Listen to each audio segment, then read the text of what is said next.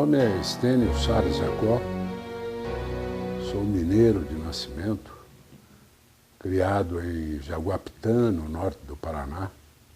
Estou com 68 anos de idade e sempre fui um ativista, um militante da política aqui no nosso país. Meus primeiros passos na condição de militante se deu no Jaguapitã, no ginásio estadual de Jaguapitã. Lá tivemos uma série de embates com a direção para fazer prevalecer o direito dos estudantes. E eu me lembro bem de uma passagem, é importante narrá-la aqui, que um juiz de direito da cidade, Dr. Leandro de Freitas de Oliveira, exigiu se transformar no diretor do ginásio. Então, logo assumiu a direção do ginásio, a primeira providência foi substituir o nosso professor de português, para que ele assumisse a condição de professor de português em substituição. Evidentemente que aquilo não deixou os estudantes satisfeitos, até porque o professor Ulisses era, além de ser um excelente professor, ele era muito querido e respeitado pelos estudantes do ginásio. Resultado, nós acabamos promovendo uma greve para que o diretor, juiz de direito, fosse exonerado do cargo de direção e como professor. À época eu era presidente do Grêmio do ginásio. Foi uma luta muito interessante, porque nós fizemos passeatas, cartazes, fizemos o enterro do diretor, fizemos a cidade fechar todas as portas, todo o comércio, em protesto à atitude desse juiz, que era extremamente arrogante. E com isso nós conseguimos uma grande vitória, que foi a exoneração do cargo desse diretor e o retorno do nosso professor de português. Então essa foi a primeira, primeiro movimento em que tive uma grande participação, uma grande responsabilidade por ele, já que era presidente do Grêmio do Ginásio Estadual. Depois disso tivemos outros fatos interessantes. Já naquela época eu era um admirador do PTB. Era o Partido Trabalhista Brasileiro, do Getúlio Vargas, né? E a minha torcida sempre foi para o PTB. De Jaguapitã, vim para Curitiba.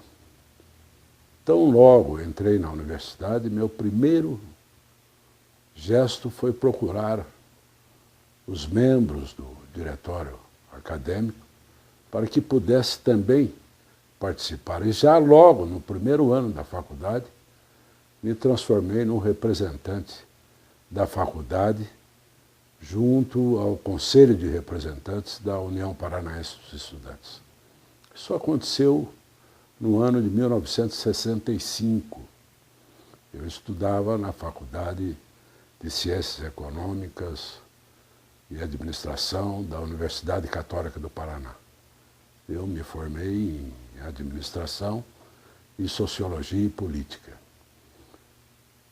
Com essa militância, junto ao Conselho de Representantes da UP, nós tivemos situações interessantes, porque naquela época passou a vigorar a Lei Suplicy, que numa das suas providências extinguia as entidades representativas do movimento estudantil, como a União Paranaense dos Estudantes, como os centros acadêmicos, e criava os diretórios estaduais de estudantes e criava os diretórios acadêmicos das faculdades.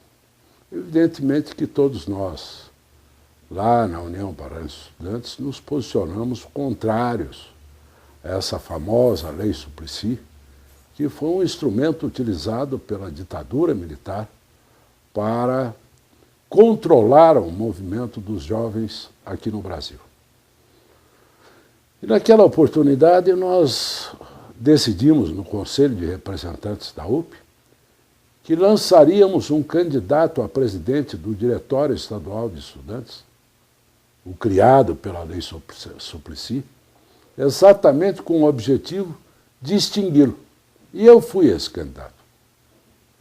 E aconteceu que, surpreendentemente, o Ministério da Educação acabou cancelando a eleição aqui no Paraná, já que eu me manifestava através da imprensa claramente que o objetivo era extinguir o Diretório Estadual de Estudantes e reconhecer a União Paranaense dos Estudantes como a legítima representante dos estudantes aqui no Paraná. Depois disso, tive a oportunidade de ser eleito vice-presidente da União Paranaense dos Estudantes no ano de 1966. À época, o presidente era o Luiz Antônio de Souza Amaral, de saudosa memória, já falecido nosso amigo Amaral. Em 1967, fui eleito presidente da União Paranaense dos Estudantes.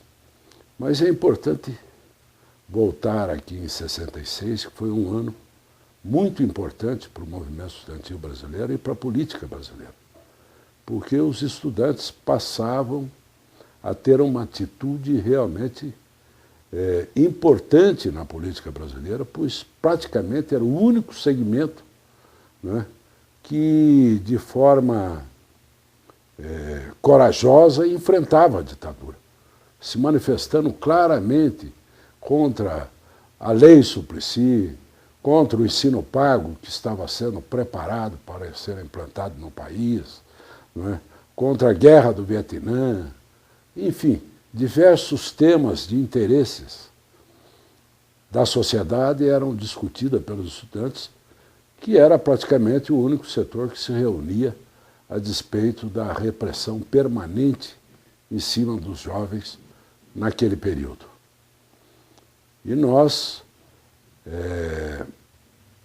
já em 67, final de 67 e 68, as coisas foram avançando cada vez mais.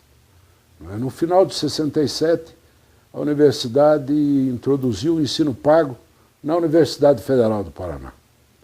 E veja que essa medida atingia apenas os calouros. Não haveria anuidade para os veteranos, somente para os calouros. Uma medida que eu diria até inteligente por parte da reitoria, porque quem conseguia chegar à universidade vinha de uma luta muito difícil, porque era uma competição muito grande. Eram poucos que tinham condições de frequentar uma universidade. E o calouro, evidentemente, que acabaria aceitando essa cobrança de anuidade. Nós, no final de 67, iniciamos um trabalho nos cursinhos vestibulares, esclarecendo os vestibulandos quanto o que seria essa medida de cobrança de anuidade somente para os calouros. E o que aconteceu? Já no início de 1968, na hora de proceder à matrícula dos estudantes, nós armamos uma estratégia que realmente foi muito interessante e que praticamente neutralizamos a medida da reitoria, porque nós convencemos os calouros, praticamente 100% deles, a requerer o pedido de isenção de pagamento de anuidade. Nós montamos uma bancada na frente da secretaria de cada faculdade, chegava lá o calouro, a gente explicava, eles já assinavam o requerimento e acabava solicitando a isenção e não pagando a anuidade. Mas não pensem que isso era 100%. Havia alguns reacionários que chegavam e diziam, não, quero pagar, vou pagar. mas faz parte do processo. Com essa medida, nós conseguimos uma vitória inicial em relação ao pagamento da anuidade, mas não era suficiente, porque o nosso interesse era eliminar a medida da Universidade Federal para garantir o acesso a todas as camadas sociais à universidade. E continuamos desenvolvendo um trabalho neste caminho. Já a festa dos calouros foi uma grande manifestação, uma grande passeata, né, em protesto pelo ensino, pela cobrança do ensino na Universidade Federal do Paraná. Depois disso, nós achamos que era importante avançar neste processo. E até que chegou maio de 1968. Nesta época, a reitoria resolveu implantar um novo curso de engenharia e um novo curso de direito que seria ministrado no período noturno para os jovens que trabalhavam. Só que estes cursos, a anuidade era 10 vezes maior do que a que seria para os alunos que frequentassem o curso diurno. Ou seja, para os que não tinham necessidade de trabalhar. Aquilo realmente nos deixou extremamente contrariados e a nossa primeira providência foi impedir a realização do vestibular no Centro Politécnico. Ocupamos o Centro Politécnico e acabamos por impedir a realização da primeira prova do vestibular de engenharia. Em seguida, eles marcaram uma nova data para a realização do vestibular. Esta data, coincidentemente, seria no segundo domingo de maio de 68, e Dia das Mães, e nós ainda assim tentamos criar uma mobilização para continuar impedindo a realização do vestibular. Foi quando aconteceu a famosa Batalha do Centro Politécnico, que acabou sendo conhecida no mundo inteiro pela famosa foto do Dr. Zequinha com estilingue. Pois bem, nesse dia, nós estávamos lá no Politécnico, cerca de 300, 400 estudantes, e confrontamos com a polícia durante umas 4 horas. Desse grupo de estudantes, cerca de 70 foram detidos, inclusive eu, e fomos levados ao quartel da Polícia Militar, ali na Marechal Floriano.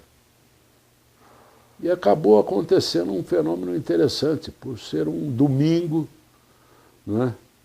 Não havia condições de grandes mobilizações, mas de maneira quase que espontânea, lá para as 3, 4 horas da tarde, né, se concentraram em frente ao quartel da Polícia Militar um volume gigantesco de estudantes, quase 3.000 estudantes, exigindo que fôssemos libertados. O que acabou acontecendo às 7 horas da noite, com a ameaça de que dali para frente não haveria mais tolerância em relação à manifestação dos estudantes e que a polícia agiria de forma agressiva em cada situação que surgisse a partir dali. Aí nós saímos do quartel da PM, nos dirigimos ao DCE, onde realizamos uma assembleia, e naquela oportunidade me surgiu uma ideia, e eu não me lembro com quem eu discuti essa ideia, eu discuti com uma pessoa, mas eu não me recordo quem é essa pessoa, que o interessante seria nós ocuparmos a reitoria da Universidade Federal do Paraná. E, para que isso acontecesse, no dia seguinte, nós deveríamos percorrer todas as salas de aulas da universidade, escolher um representante para cada 10 estudantes e nos reunirmos com esses representantes à noite lá no DANC, no Diretório Acadêmico Nilo Cairo da Medicina, para analisar o que seria feito na terça-feira. Mas desde já ficava convocada uma concentração na terça-feira, na Praça Santos Andrade, às 7 horas da manhã. Neste dia de segunda-feira, como eu disse, nós percorremos diversos grupos, diversas pessoas participaram disso, todas as salas de aulas, escolhemos um representante de cada 10, e este representante seria responsável por transmitir aos seus representados, na terça-feira, o que seria feito.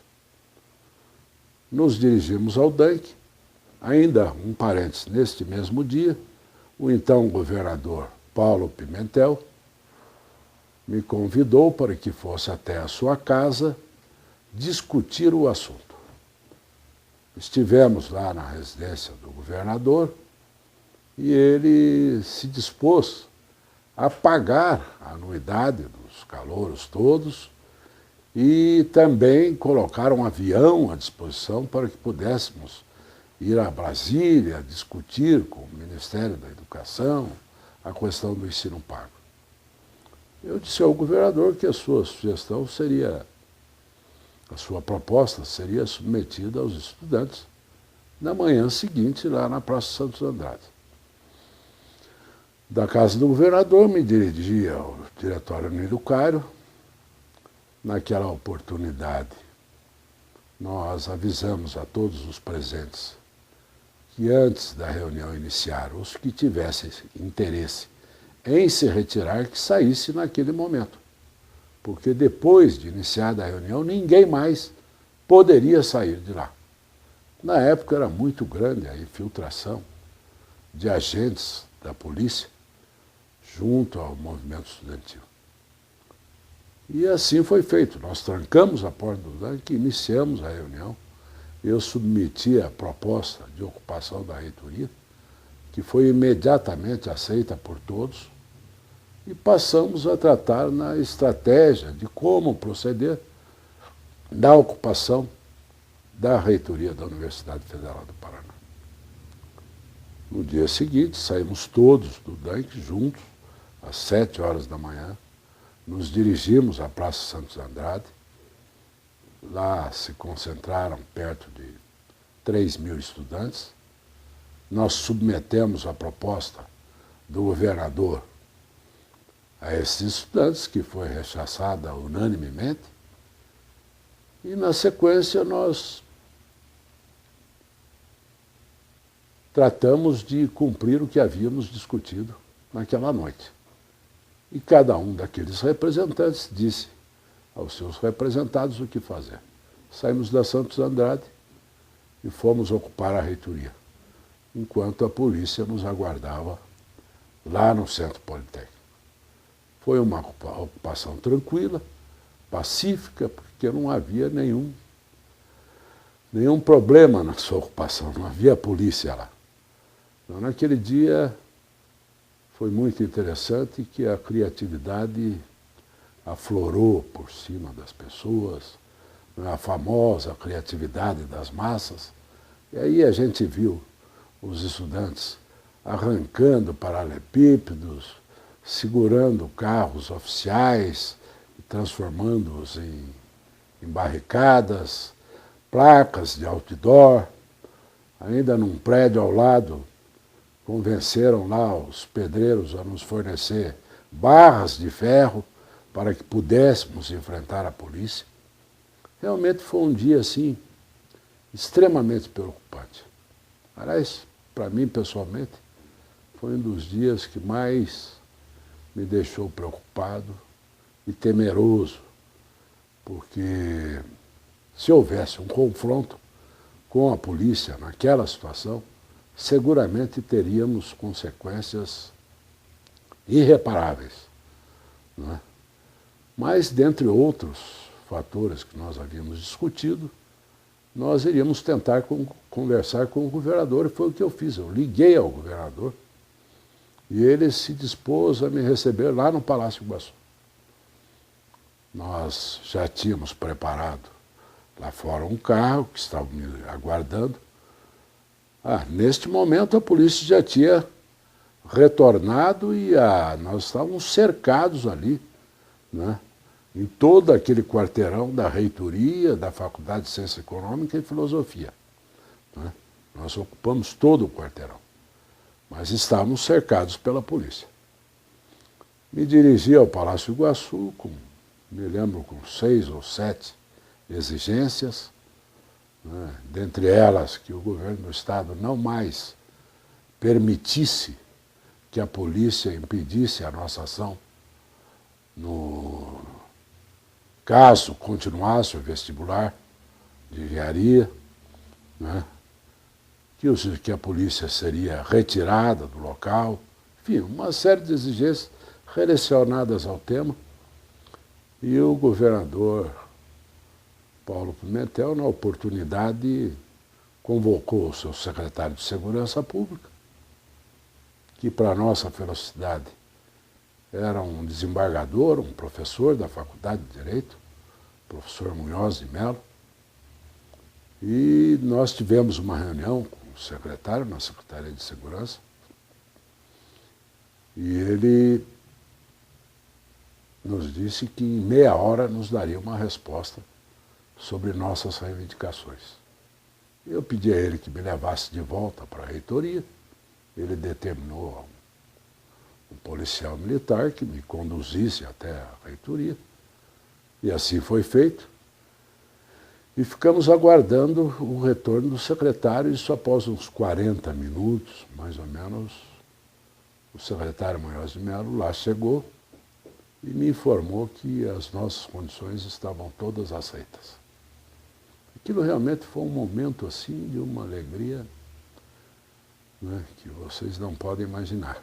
Primeiro porque a possibilidade do confronto acabava de desaparecer. A polícia começou a se retirar do local. E nós fizemos uma grande comemoração.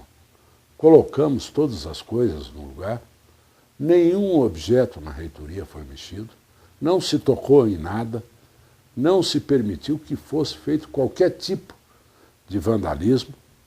O único ato que foi assim extremamente marcante e significativo foi a chamada derrubada do busto do reitor Flávio Suplicy de Lacerda, que era o representante maior naquele momento, né, junto à ditadura, contra a educação desse país, porque é o reitor que era ministro, que assinou o acordo do Mercosaide e que estava tentando implementar aqui no Paraná o acordo do Mercosaide. Então fizemos uma nova passeata depois da reitoria e aguardamos para ver a repercussão disso.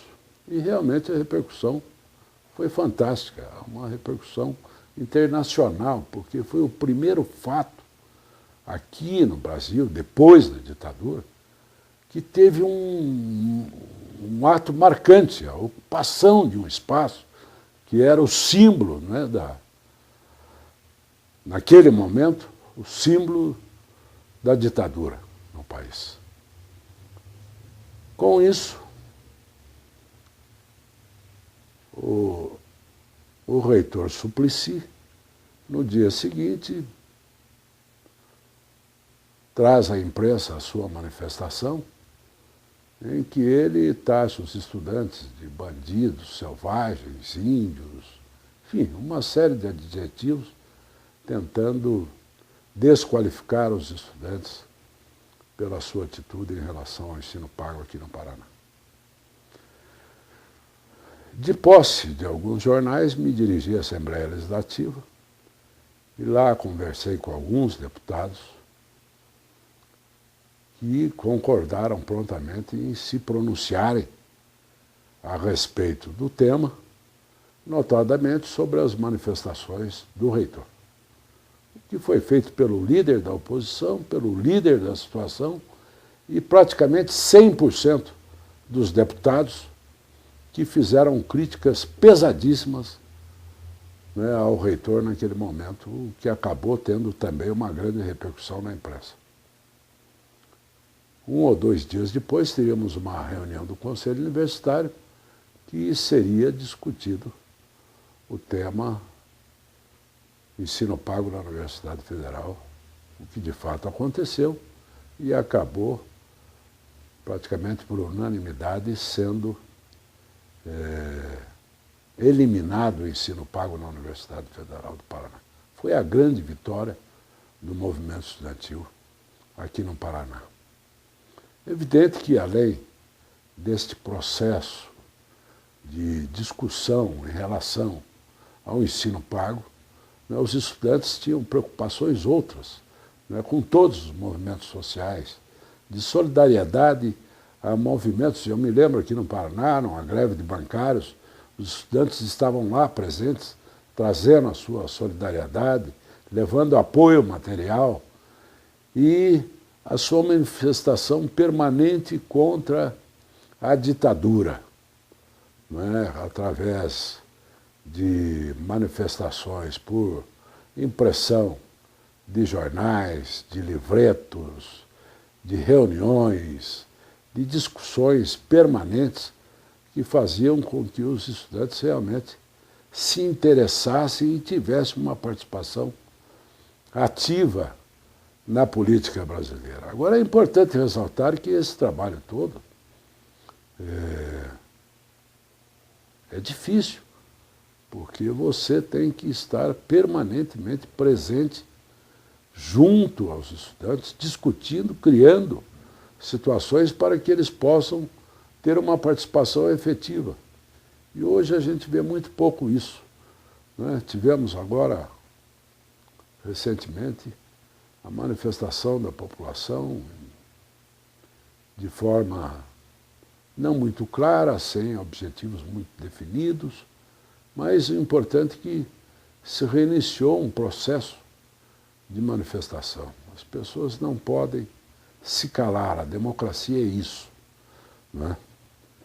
Bom, depois desses fatos todos, nós tivemos aí o Congresso da União Nacional dos Estudantes, da UNE, o 30º Congresso, em Biúna, onde, naquela oportunidade, fomos reprimidos pela polícia, já que o Congresso não se realizou. A polícia chegou antes do início e acabou detendo lá praticamente 800 estudantes. E nós, na verdade, discutimos praticamente o Congresso na prisão Tiradentes, em São Paulo, porque aí já estávamos confinados no presídio e a discussão não tinham como nos reprimir, né? Deste congresso resultou que a prisão preventiva de 71 estudantes, dos quais 8 eram aqui do Paraná, era o meu caso, Vitória Sorochuk, Manfio, Jurandir, Palmira, Roberto Curvo,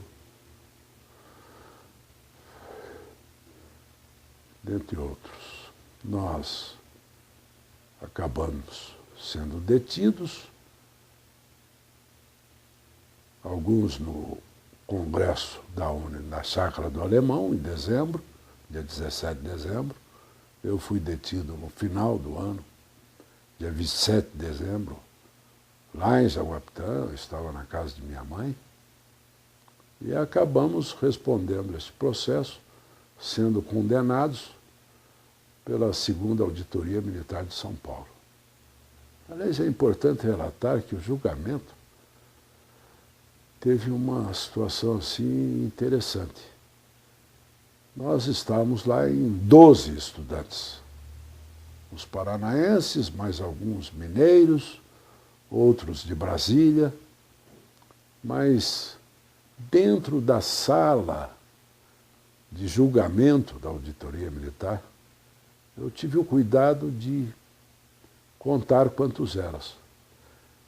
Haviam 22 PS de metralhadora na mão, dentro da sala de julgamento da Auditoria Militar de São Paulo.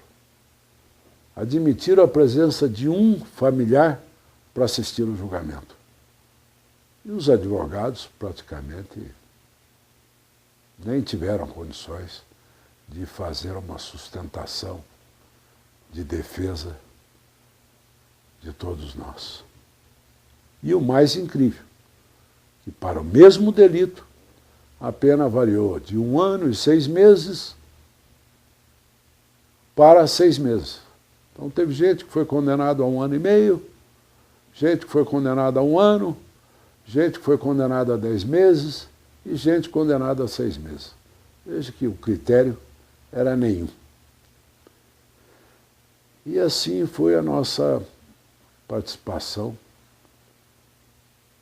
no movimento estudantil. De outro lado, após a anistia, entendi que era importante continuar a militância política. E eu me dispus a ser um dos organizadores do PDT, Partido Democrático Trabalhista, partido que foi organizado pelo ex-governador Leonel Brizola.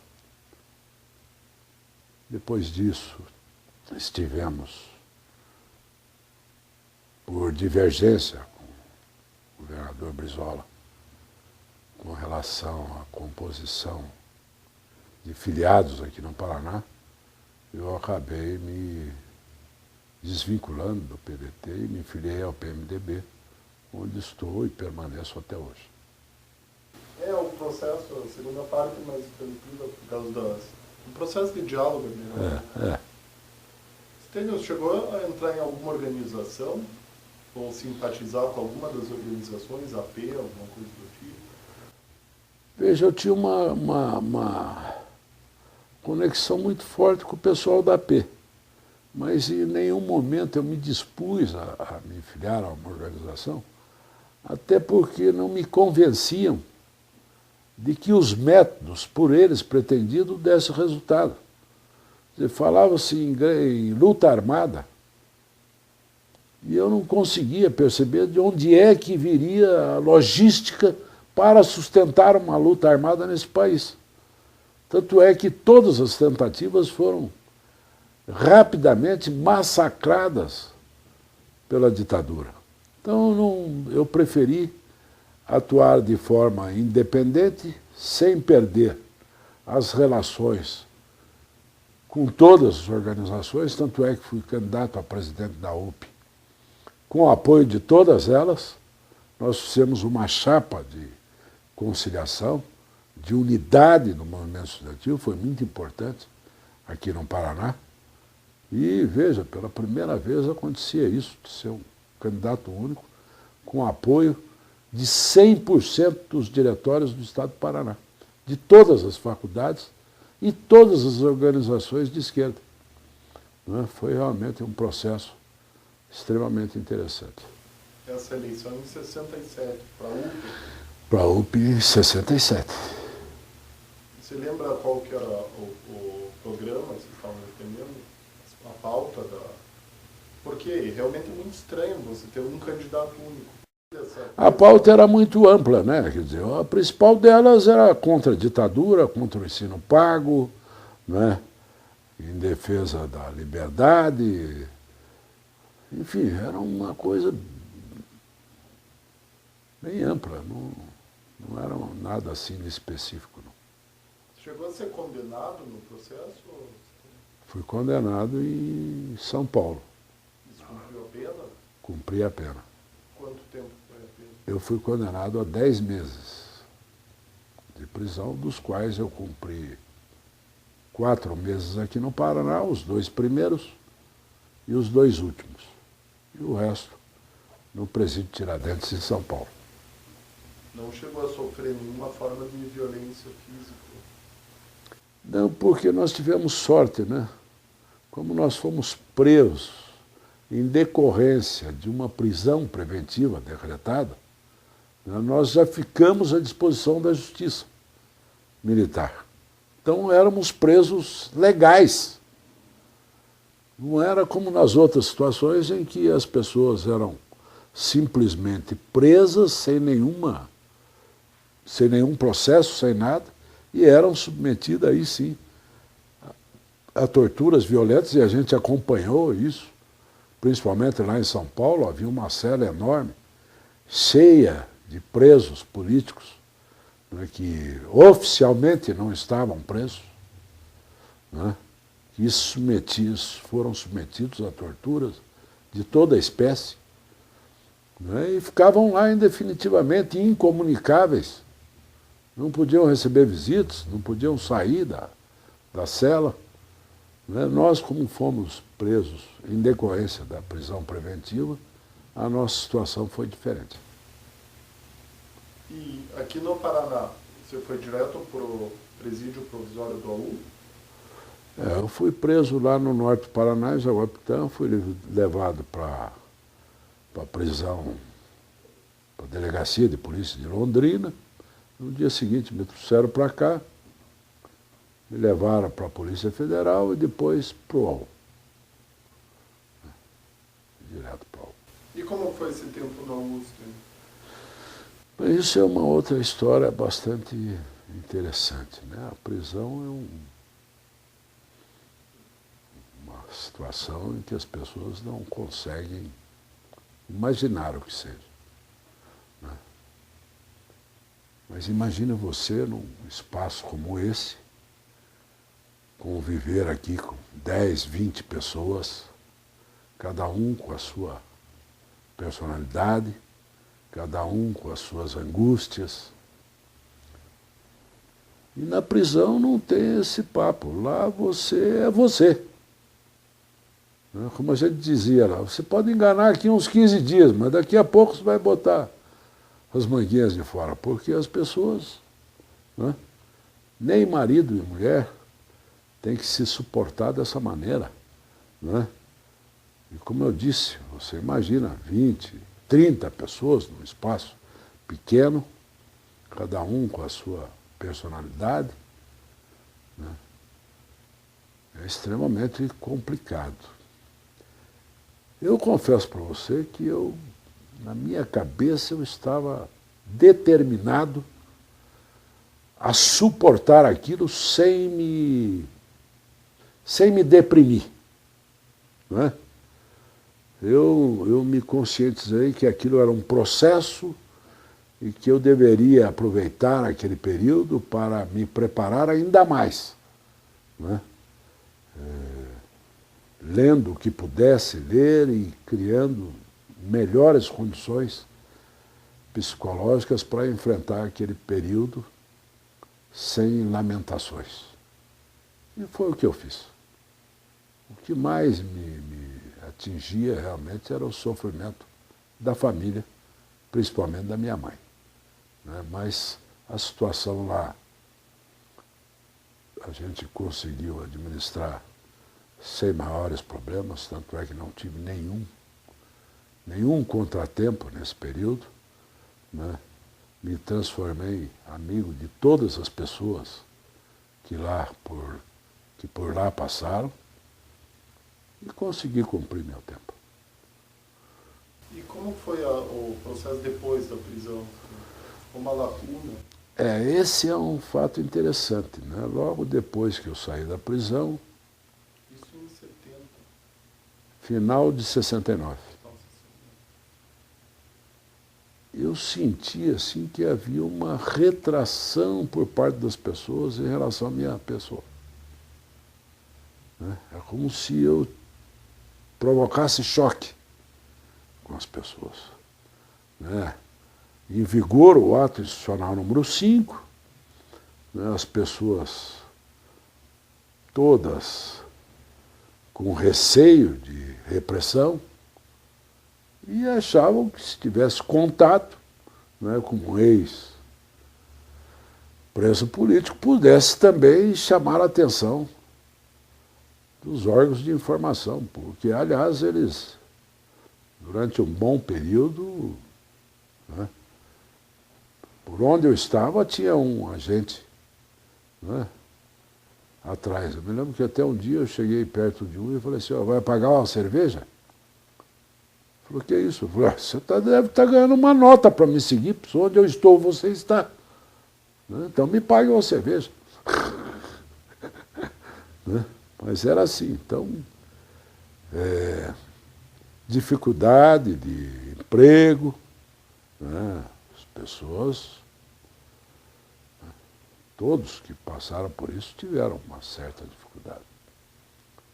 Mas também conseguimos superar. Como se foi essa superação? Você saiu em 69, você já estava formado? Eu concluí a faculdade naquele final de ano. Eu acertei. 69. Em 69 mesmo. Aliás, em fevereiro de 70, porque a direção da escola me permitiu que eu fizesse as provas do ano letivo e depois as provas de exame final eu fiz em segunda época. Em fevereiro de 70 foi quando eu concluí a faculdade. De economia, né? Não, de administração e sociologia. E daí, você conseguiu emprego quanto tempo depois? Porque tem esse processo de quem foi preso geralmente. Inicialmente fui trabalhar com um tio meu, num cartório aqui em Curitiba. Era um cartório novo, nem tinha muito serviço, mas fiquei lá um tempo. Depois disso, eu e mais 4 amigos, montamos um escritório, né, que era um escritório de representação, de consultoria. Ficamos um tempo lá, nesse escritório. Depois disso, fui trabalhar numa loja, fui ser gerente comercial de uma loja de móveis e eletrodomésticos. Depois disso, eu fui trabalhar em consultoria novamente, numa empresa de consultoria, de marketing. Voltei a trabalhar como empregado, né, numa rede de óticas, como consultor. Depois disso, a gente fez uma sociedade, diversos amigos, tentamos colocar um negócio que acabou não dando certo. No final, acabei indo para o serviço público, a convite do meu amigo Cabral, João Bonifácio Cabral, que também era militante do movimento estudantil, foi presidente do diretório acadêmico 2 de julho da Faculdade de Direito. Ele tinha sido nomeado presidente do ITCF, Instituto de Terras, Cartografia e Florestas do Paraná, e acabou me convocando para trabalhar com ele e ajudá-lo na sua administração. Depois disso, eu tive uma série de experiências no serviço público. Do ITCF, eu acabei indo para a Prefeitura de Curitiba. Eu fui presidente da URBS, que transformou a URBS no que ela é hoje, a gerenciadora do transporte urbano de Curitiba. E fui também secretário municipal de transportes. Depois desta experiência, acabei sendo designado presidente da Sanepar, Companhia de Saneamento do Paraná.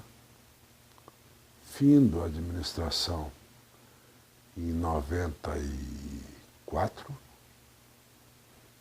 eu fui trabalhar em Blumenau, onde tive a oportunidade de administrar um hospital e também ser secretário de obras daquele município.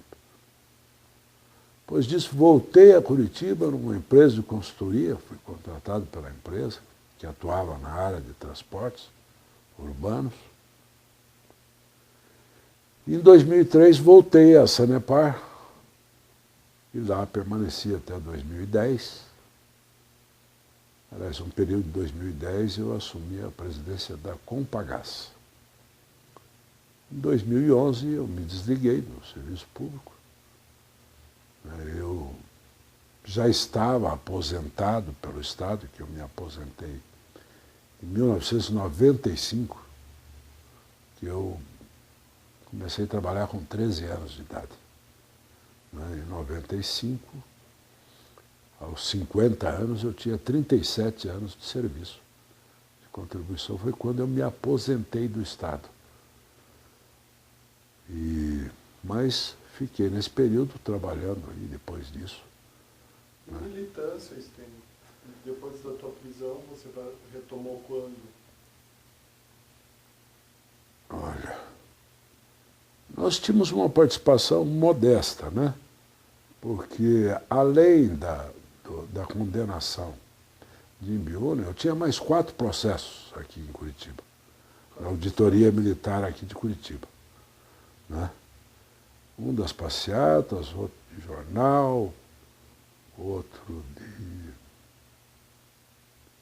um congresso. Não, 4 eram no total e outro de São Paulo. Então tinha esses processos aqui, os meus advogados diziam para mim, você tem que ficar quieto aí, porque há uma chance, ainda que remota, da gente conseguir a absolvição de vocês. Porque naquela época veio para cá um auditor, que a auditoria militar era composta de um civil e 4 militares. Esse juiz civil é que conduzia a auditoria militar. E veio para cá um auditor, que não me recordo o nome, mas ele dizia para os advogados, tem que trazer o réu aqui no julgamento. Se vier aqui, eu absolvo.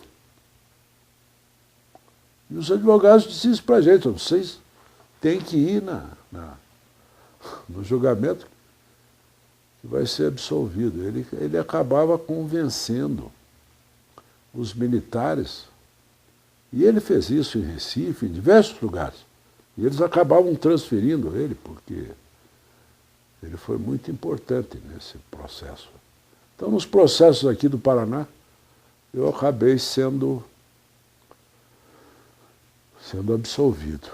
Mas voltei à militância após a anistia, com a criação dos partidos políticos. Eu fui militar no PDT, aquilo que eu disse no início da minha fala aqui. Que ano que era? Que foi isso? Em 80, né? 80, 81. E eu fui um dos fundadores do PDT, fui seu secretário-geral, fui membro do Diretório Nacional, convivi muito com o Leonel Brizola, uma pessoa que aprendi a respeitar e admirar, né, pela sua sabedoria. Depois disso, acabei saindo do PDT, fui para o PMDB, porque naquela oportunidade o Brizola acabou convidando o Jaime Lerner para ser candidato do PDT a prefeito de Curitiba. E eu não podia conceber que o que nós chamávamos de filhote da ditadura fosse o candidato do PDT a prefeito da cidade. Aí eu saí do PDT. E 10 anos depois o Brizola disse que eu tinha razão. Me disse pessoalmente. Reconheceu ele. Stênio, eu acho que era isso, mas deixa uma palavra final para o ouvinte, uma palavra final sobre tua trajetória, sobre luta, sobre um mundo melhor ou um pior é possível. Uma mensagem que você queira deixar. Veja, primeiro eu quero cumprimentar os nossos amigos aqui pela iniciativa de produzir um trabalho como esse, de resgate à memória, né, pela verdade, pela conscientização que isso representa. É claro que é muito difícil para nós, aqui, rápidas palavras, num tempo muito exíguo, né, transmitir toda a nossa experiência, a nossa vivência, o nosso sentimento, né, por ter tido uma vida de militância, firme e presente, sem medo, com muita coragem, é o que faz a diferença entre os jovens e os velhos. Eu já me considero não muito velho, meio velho. Estou com 68 anos. Mas acho que a juventude não pode nunca deixar de cumprir o seu papel na sociedade. Papel revolucionário, transformador, questionador, porque é isso que faz com que o nosso mundo avance cada vez mais. Avance no sentido de solidariedade entre as pessoas, de respeito entre todas as culturas. Se nós não tivermos essa consciência, será muito difícil a sobrevivência em sociedade. Nós precisamos permanentemente estar atuando na direção da construção de uma sociedade mais humana, mais solidária, mais justa entre as pessoas. Para que isso aconteça, necessitamos participar, sempre, independente das condições, de recursos, de cultura ou de idade. Vamos participar. Esse é que é o sentido da nossa vida. Muito obrigado. Eu que agradeço. Agora, depois de interdita e coloca claro. Você tem alguma marca, algum ressentimento do período, assim, alguma coisa que te acompanhou? Olha, a única coisa que me deixou assim, meio traumatizado, né, foi no momento da minha prisão, lá no interior, né, em Jaguapitã, que a polícia me pegou no meio da rua, levou para a casa da minha mãe, fui lá pegar minhas coisas. Estava lá minha mãe, minhas irmãs, todas pequenas ainda, chorando, né, por ver o irmão sendo preso. Aquilo realmente me deixou assim, extremamente traumatizado. Mas fora disso, não tenho ressentimentos, não tenho... Se me perguntar se eu tenho um inimigo daquela época, não tenho. Pelo contrário, eu acho que cada um defendeu a sua posição e eu respeito a posição de cada um. Vamos falar um pouco da participação nossa, da União Paranaense dos Estudantes, em relação à União Nacional dos Estudantes. A UP teve um papel muito importante no apoio à União Nacional dos Estudantes. É bom ressaltar que a UP era a maior entidade estudantil do Brasil. Ela tinha uma sede, que existe até hoje, ali na Carlos Cavalcante. Além da sede, ela tinha uma chácara, tinha veículos, tinha um restaurante que atendia 2.500 refeições por dia. Na UP, nós tínhamos departamento médico, departamento odontológico, laboratório de análises clínicas, biblioteca, fotógrafo, alfaiate, enfim, tinha um atendimento completo para os estudantes lá na União Paranaense dos Estudantes, na UP. Ela prestava uma atenção especial, principalmente naquela época, que a maioria dos estudantes vinham do interior do Paraná para estudar na capital e não tinham muitas alternativas aqui para a sua sobrevivência. Então era muito importante, né, o chamado restaurante universitário da UP.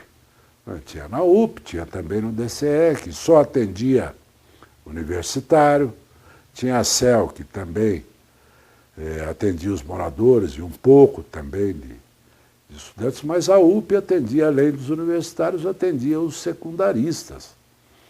Era muito significativa a sua participação.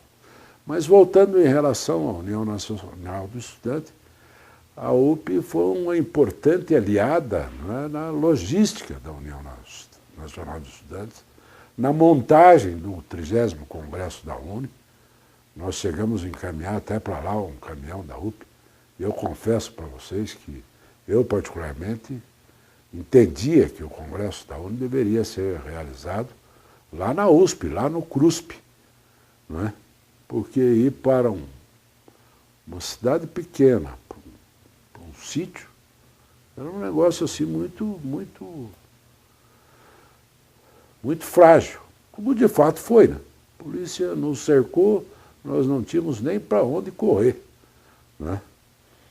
Mas a gente tinha uma ligação muito próxima com a direção da UNE, com o Travassos, né, diversos vice-presidentes que sempre estavam aqui, a gente sempre estava dando apoio logístico à União Nacional dos Estudantes, né, não só no apoio material, né, para a elaboração de materiais, como passagens, uma série de coisas. Nós tínhamos uma relação muito importante com a União Nacional dos Estudantes.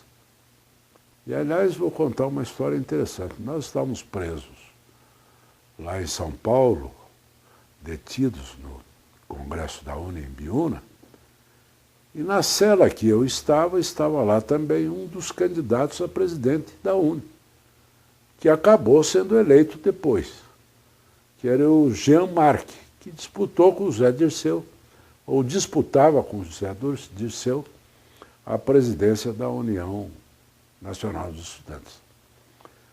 O Jean Marc tinha um problema, porque ele já estava com prisões decretadas lá no Rio de Janeiro, estava preso ali e nós acabamos, né, discutindo uma forma de superar essa situação. Foi quando o Jean Marc arrumou um pseudônimo, que eu não me lembro aqui agora, né, e se transformou num estudante de Maringá. Bem, o que aconteceu naquela oportunidade? 800 estudantes num presídio no centro de São Paulo. Aquilo era uma bomba, né? E vocês imaginam, mãe de centenas de estudantes lá fora, a gente fizemos uma greve de fome lá no presídio de Tiradentes, foram 3 dias de greve de fome. E, aliás, vou dizer uma coisa, greve de fome é um negócio complicado, porque as pessoas ficam transtornadas. E eu me lembro de um fato muito significativo. Um dos nossos companheiros de cela, ele estava ali já desesperado. E aí chegou um daqueles carcereiros e disse: fulano de tal, sua mãe mandou aqui uma bandeja de quibe. E nós mandamos ele levar de volta. Leve de volta, dê para os presos lá embaixo. A reação desse nosso companheiro foi impressionante. Ele chorou desesperadamente, porque ele queria comida, não é? Mas, voltando ao Jean Marc, então nós acabamos, diante daquela situação num presídio, 800 estudantes, 800 presos solidários entre si, né, diferente de presidiários de uma penitenciária, que nem se conhece. Então o governo decidiu que cada estado mandaria buscar os seus estudantes. Então o governo do Paraná mandou 2 ônibus lá para São Paulo para pegar os paranaenses e trazer para cá. De fato, isso foi feito. E o Jean Marc veio junto, aqui para o Paraná. Nós chegamos aqui e estava junto o delegado do DOPS, nos levaram lá para a UP e nos soltaram lá. No dia seguinte, nós fizemos uma grande manifestação, né, e acabou tendo um confronto com a polícia, né. Foi assim uma situação bastante pesada no dia seguinte, em razão disso. Foi quando, na sequência, já saiu o decreto de prisão preventiva, né, dos 71. dos quais 8 do Paraná, né? Entre eles, eu e o presidente do DCE da Federal, que era o Jurandir, né? E mais 4 vice-presidentes da UP, né? Mais o Manfio, mais o Eloy, que eram presidentes dos diretórios da Faculdade de Filosofia, exatamente para tentar segurar aquela sequência que vinha pela repressão ao Congresso da União Nacional dos Estudantes. Mas é muito importante ressaltar que no Brasil inteiro, né, os estudantes se manifestavam, né, pelo reconhecimento da UNE como a sua representante nacional. Né? No caso aqui do Paraná, a UP era a sua representante. Tanto é que a carteira de estudante, que valia meia no cinema, tinha que ser da UP. Né? Os diretórios não admitiam outra carteira que não fosse da UP. Chegamos até a ter uma discussão séria com o sindicato dos cinemas aqui do Paraná, porque eles queriam substituir a carteira da UP. E nós não admitimos isso. Né? Foi quando prevaleceu o nosso interesse. Eu me lembro bem que o presidente do sindicato estava meio irredutivo, porque a Polícia Federal, dizia ele, né, pressionava para que eles fizessem uma outra carteira, sei lá. Falei, então você peça para a Polícia Federal proteger os seus cinemas. Quero saber quem é que vai garantir todos os cinemas a hora que a gente começar a fazer fila boba, né, e ocupar as salas dos cinemas. Aí ele acabou desistindo. O senhor vai lá e convence a Polícia Federal. Ele foi lá e convenceu de que tinha que ser da UP mesmo, a despeito da UP ter sido, isso também não havia falado antes, a UP foi extinta no dia da minha eleição. O presidente Costa Silva baixou um decreto extinguindo a União Paranaense de Estudantes, no dia da minha eleição. Está naquela 25 de outubro, né? Acho que tem lá naquele papel. Outubro ou setembro, acho que é outubro. E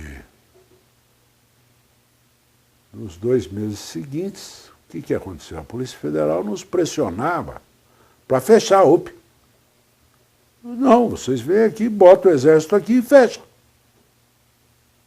Nós não vamos fechar. Que criava também um problema social, porque tinha lá aquele restaurante, tinha aquela série de coisas.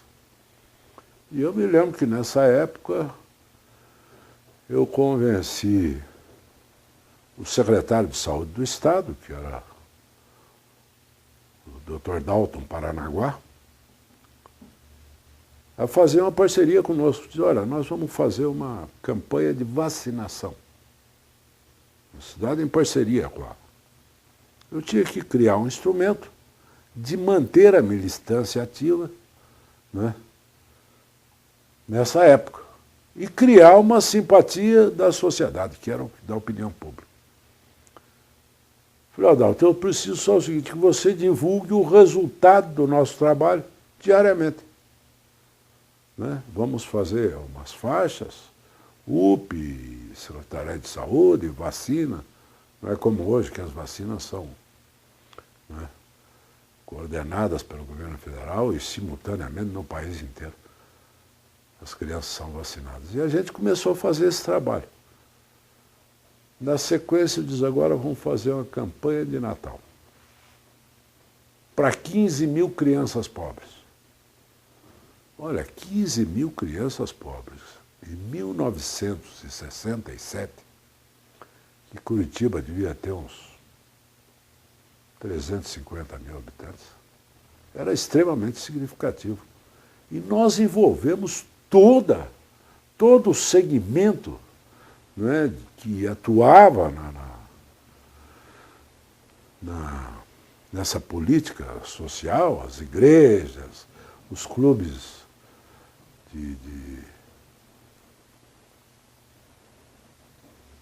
esses clubes de mãe, enfim, tudo isso aí.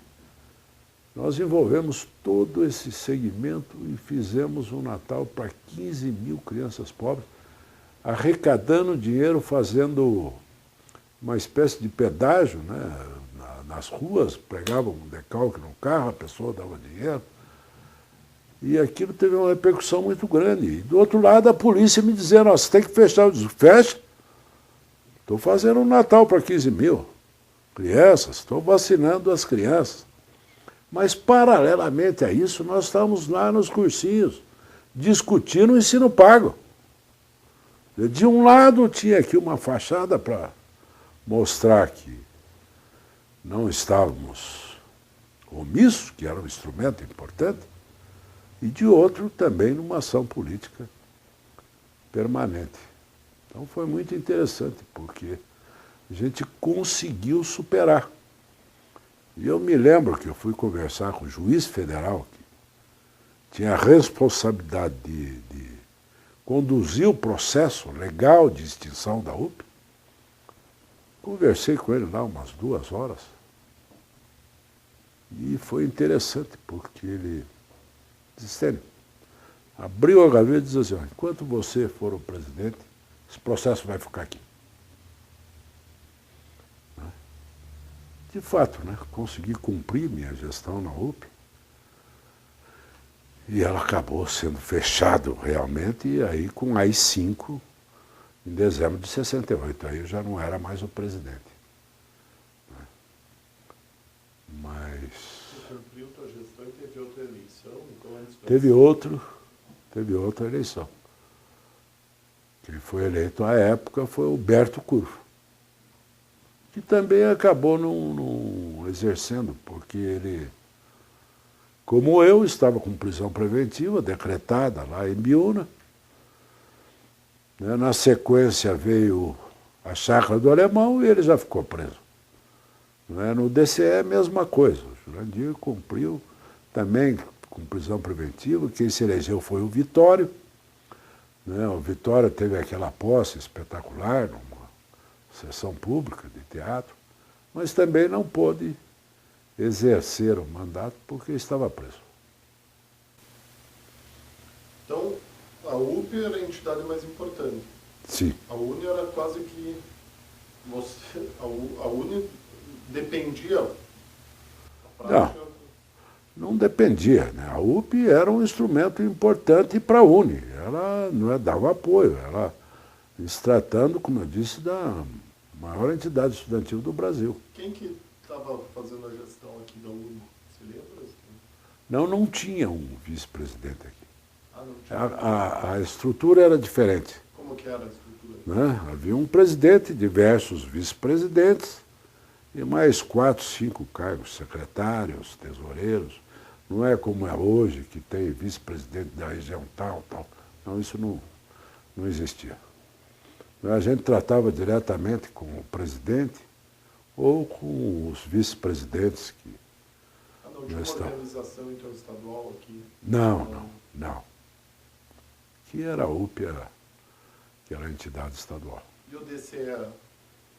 O DCE tinha o da Federal e tinha o da Católica. Né? O da Federal era mais atuante, o da Católica menos atuante. Mas o DCE também foi uma instituição muito importante nesse processo todo, porque tinha uma bela estrutura também, né? O DCE.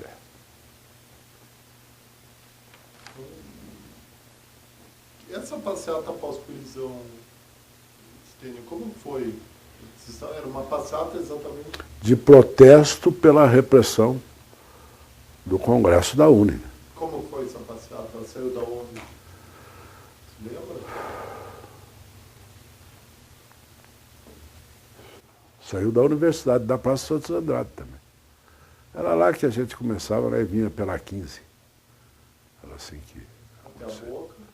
Até a Boca, aí fazia lá uma manifestação, né, armava um palanque, metia o caminhão da UPE lá no meio, parava o trânsito e, na medida do possível, né, lá a gente fazia, né, e Na época do Congresso da UNE, por exemplo, nós alteramos um pouco a sistemática. Era chamado os comícios relâmpagos, né? Você ia para os locais, duas, três pessoas, batia a palma, chamava o povo que estava ali, dava o recado e se mandava, né? Então tudo era muito difícil, tudo se tinha que fazer escondido. Você, para fazer uma pichação, era uma operação de guerra, porque eles estavam atrás. E eu me lembro que uma vez nós fizemos uma coisa interessante. Acho que foi a primeira vez que isso aconteceu. Nós fomos pichar os ônibus que estavam saindo da rodoviária. Aí era um problema, né? Ia lá abaixo a ditadura, no ônibus que ia para São Paulo, né? E aquilo foi muito interessante. Deu certo? Deu certo. Vocês picharam mesmo? Era abaixo da ditadura. Né? É, abaixo da ditadura. Que genial. Ninguém mencionou. Né? Aquilo, né? Como foi? Eu não sei quem é que... Eu não sei como nasceu essa ideia, né? Mas nós fomos lá para a rodoviária fazer isso e foi fácil de fazer. Entendeu? Porque também era um problema para substituir os ônibus. Na hora da saída, como é que... Né? Então eles rodaram as estradas. Acho que rodaram. Eu acredito que sim. Eu não tenho notícia que eles tenham trocado o ônibus, mas... Né? Não sei te dizer, mas eu acredito que eles viajaram, claro. Que outras atividades foram exercidas? Você lembra do teu tempo, da tua gestão? Então, nós tínhamos uma revista chamada ME, né? Eu me lembro que a gente editava 10.000 exemplares. Mas, para você ter uma ideia, em 1967, nós tínhamos no Paraná 12.000 universitários. No Paraná inteiro. Né? Tinha a Universidade de Londrina, tinha Ponta Grossa, Maringá, e faculdades isoladas. Em Apucarana, em Jacarezinho, em União da Vitória e outras cidades. Mas você veja, era um número relativamente pequeno, né? Se você comparar hoje, quantos mil estudantes tem aqui no Paraná, nas faculdades. Mas nós imprimíamos essa revista. E veja, nós tínhamos na UP um quarto secreto, que é onde nós guardávamos o mimeógrafo. Porque a polícia já tinha levado, no dia da minha eleição, já tinha levado o mimeógrafo, tinha lá um aparelho de rádio amador, eles levaram, diz que a gente falava com Cuba e com Moscou, com aquele rádio. O rádio nem funcionava, mas eles disseram que a gente falava. Eles invadiram, né? Invadiram a UP e levaram lá uma série de coisas. E, aliás, uma coisa que eu quero até aproveitar esse momento. Quando a UP foi fechada, ela tinha uma biblioteca com toda a sua história. Desde o início da sua fundação, livros com todas as atas de todos os congressos. E esse material simplesmente desapareceu. A gente não sabe quem pegou, para onde levou, se foi o DOPS, se foi a Polícia Federal. Mas ali, eu me lembro que eu ia lá na biblioteca, pegava aqueles livros para ver os congressos passados, né? Da manifestação dos estudantes de cada época. E isso teria que ser resgatado. Eu não sei com quem que está isso, mas era uma coisa extremamente importante, que ela tinha uma biblioteca e tinha essas encadernações de todos os congressos, todas as atas dos congressos da União Paranaense de Estudantes.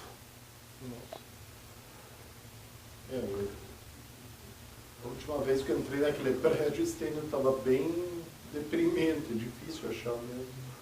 Não, mas eles foram levados. Eles foram levados. Quando fecharam a UP, porque houve uma ocupação da UP em 68, final de 68, começo de 69. E esse material foi levado, não sei por quem. Alguém levou. Nós estávamos presos no AU quando isso aconteceu. Então o prédio foi fechado com as 5. Foi fechado e foi tomado dos estudantes. E o que foi Foi feito? devolvido, lá foi... Eles colocaram lá aquele paranaturismo, um órgão do Estado. Porque na escritura de doação havia uma cláusula que, no caso de solução da entidade, voltava ao Estado o prédio. E foi o que aconteceu. Mas o que estava lá dentro, para onde foi? Quem levou?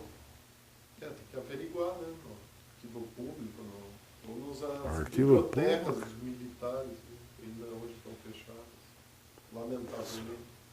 Ou Polícia Federal, ou DOPS, alguém levou, fato, ou próprios estudantes, não sei. Então, e depois, você conseguiu resistir, as pessoas te procuravam depois, os estudantes, para tentar te envolver de alguma forma no movimento estudantil? Ou eles respeitaram a tua situação delicada depois da tua prisão? Tua prisão se dá em que dia exatamente? Você lembra? A prisão aconteceu no dia 27 de dezembro de 1968, Então já na vigência do AI-5. Você teve o habeas corpus, depois ele foi suspenso. O habeas corpus foi concedido, coincidentemente, no dia 11 de dezembro. Né? Eu lembrei, conta a história do teu habeas corpus que você contou outro dia lá em cima pra gente.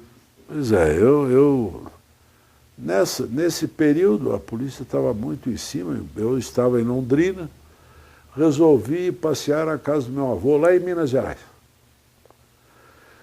lá em Nova Resende, onde nasceu Cláudio Ribeiro.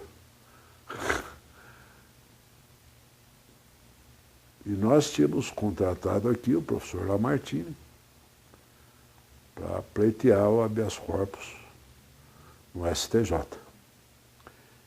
E esse julgamento aconteceu no dia 11 de dezembro de 68. E foi concedido o habeas corpus para todos nós aqui do Paraná. Eu li a notícia no dia 13, que coincidentemente é meu dia de aniversário, 13 de dezembro. Porque o jornal chegava com um dia de atraso lá em Nova Resende. Então chegou no dia 13 o jornal do dia 12. E eu li no jornal Folha de São Paulo que o STJ havia concedido habeas corpus aos estudantes do Paraná. E foi a maior felicidade, né? Alegria, 13 de dezembro, meu aniversário, conseguimos o habeas corpus. Aí um tio meu me convidou para ir fazer uma pescaria na represa de Furnas. E lá fomos nós, né? Comendo peixe, tomando cachaça. Eu não me lembro bem o horário, mas tinha um radinho ligado lá. E de repente toca aquela musiquinha da Hora do Brasil, que chama lá Agência Nacional, Notícia Extra, Ato Institucional número 5. E começaram a ler o Ato Institucional número 5. O que me gravou bem na hora é que ele leu que ficavam suspensas as garantias de habeas corpus. E agora, o meu habeas corpus vale ou não vale? Né? Ele foi concedido dia 11. Esse ato institucional é o dia 13. Eu disse, mas eu vou voltar para o Paraná. Eu não. Estou cansado dessa situação. Porque você não tinha muita alternativa. Ou você caía fora do país, ou ia para a cadeia, ou ficar clandestino aí numa situação horrível. Eu confesso para você que não me agrada essa situação de clandestinidade. Eu fiquei 3 meses aqui no Paraná, clandestino, mas é horrível isso. Você não tem o direito de ir e vir, porque estão à sua caça.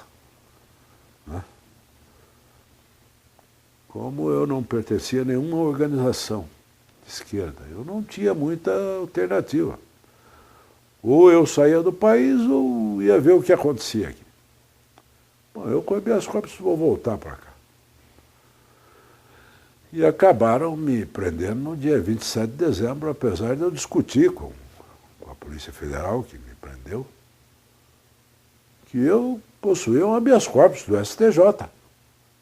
Se não tem habeas corpus, isso aqui é Polícia Federal, acabou-se. O senhor vai nos acompanhar. Assim foi. E daí que te levaram para a cidade da tua mãe?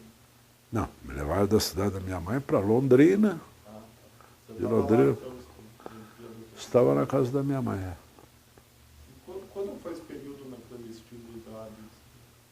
Bom, eu fiquei um bom tempo aqui em Curitiba, né? Depois de suspenso? Depois da prisão decretada. Tá. Fiquei aqui, ficava aí em casa de amigos, estudantes. Depois fui para o interior do Paraná. E depois fui lá para Minas e voltei, porque também não deu muito tempo, né? Foi outubro, novembro, dezembro, 3 meses aí de... Você entendeu? Então, você ficou em dúvida. Quando você ouviu o AI-5, a revogação dele, você ficou em dúvida, então, sobre o teu caso. Claro, porque ele havia sido concedido dia 11. Mas lá suspendia as garantias de habeas corpus, quer dizer. Sim. Que lá não valeu, estava valendo... A partir de então, não havia mais garantia. É.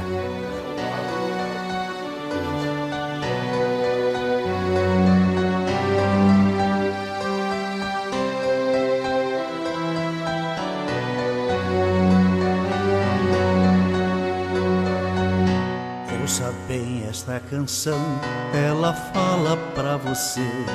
Ela fala de um tempo que ninguém pode esquecer, de um tempo em que alguns homens impuseram a tirania, muitos outros responderam com a sua rebeldia. Os tiranos implantaram longa noite de terror, tentaram calar a todos, provocando muita dor. Censuraram a cultura e toda a cidadania, calaram toda a voz, promovendo a vilania.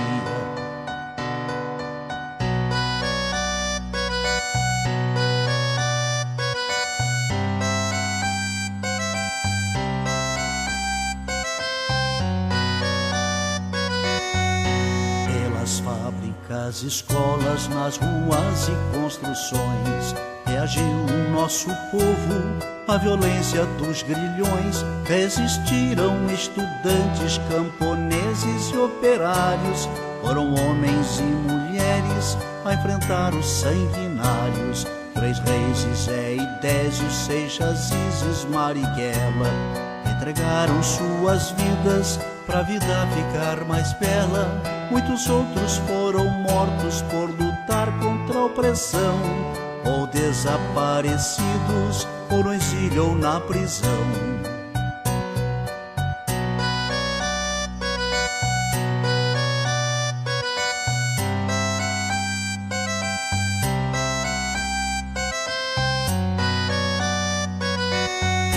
Com a luta desses homens derrotou-se o opressor.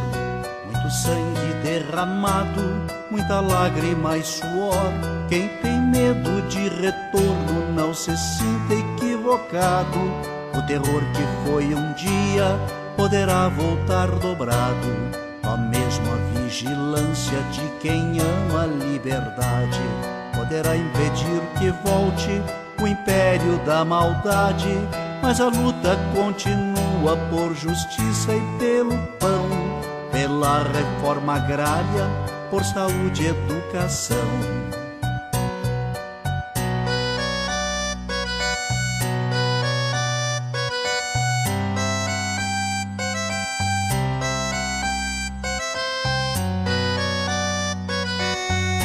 A miséria ainda se espalha, a violência é assassina, juventude sem futuro. A história nos ensina, só unido nosso povo vencerá a exclusão. Um homem homem tendo por outro sentimento de união. O recado já está dado pro vizinho e seu irmão. Quando a luta cai, o outro estende a mão. Não se cale quem tem fome, quem tem sede de ternura, pois a vida favorece a quem luta com bravura.